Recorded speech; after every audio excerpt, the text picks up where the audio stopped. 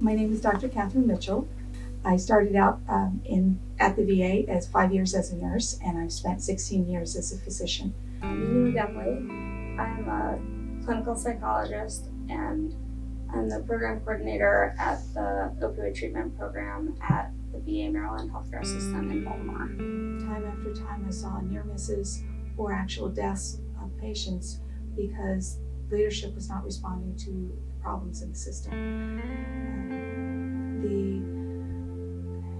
I guess the easiest thing to say, I was ethically compelled to be a whistleblower because there was no other avenue left to keep veterans alive. So if your boss tells you to do something, you would hope that it wasn't illegal. And you sure don't expect to get in trouble when you question, what are we doing? You can't do this. And then you end up like the three of us. And something that you said, Ms. Rice, that I thought was very inspiring.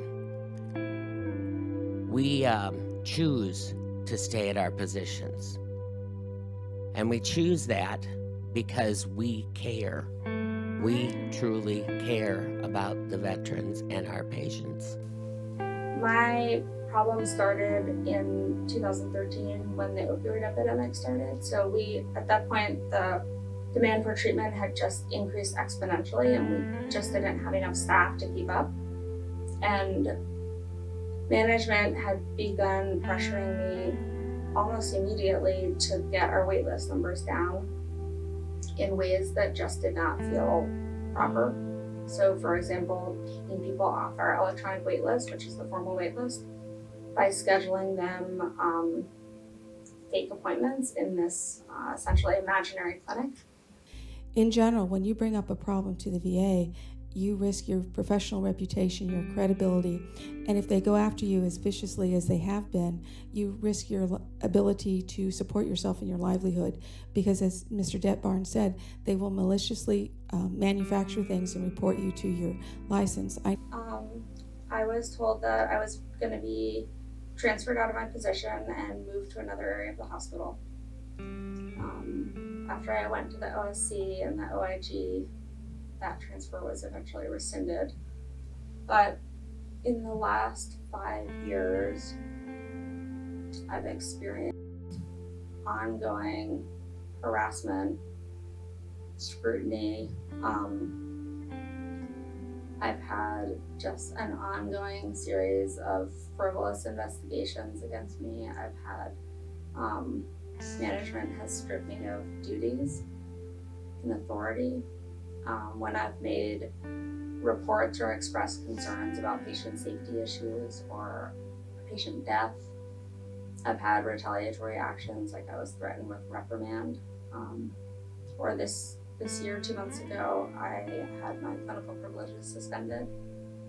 And then yesterday, I was told that they were moving to remove me, so fire me.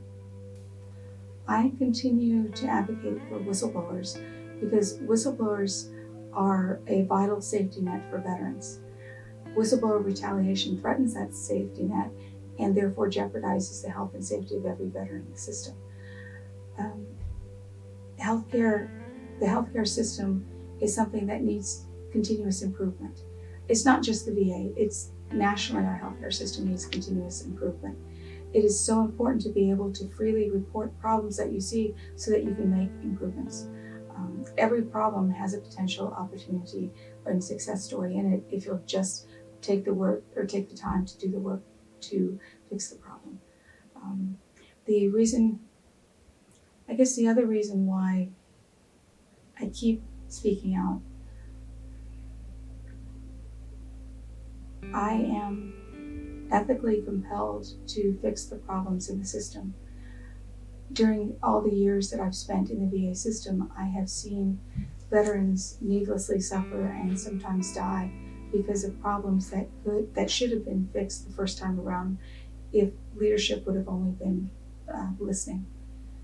I cannot undo deaths, I cannot undo that suffering, but what I can do is stick around help fix the problems so that no other veterans suffer the same fate. These individuals have stepped forward at great harm to themselves and their careers, and they've done so in a way that is educating all of us about improvements we need to make to the system. So it's critically important that we take additional steps to protect whistleblowers so that we can all benefit from the work that they do.